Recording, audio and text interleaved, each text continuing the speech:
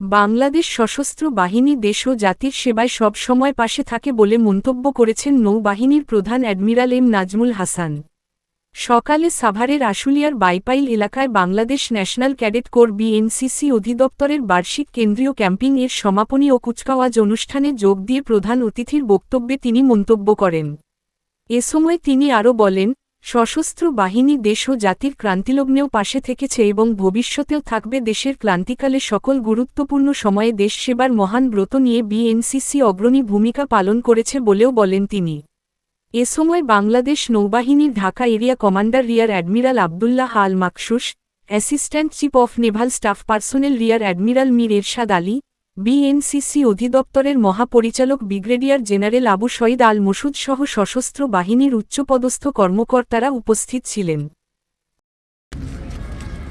Bangladesh national cadet কোরের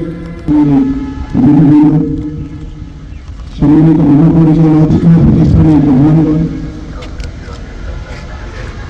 এবং electronic মিডিয়ার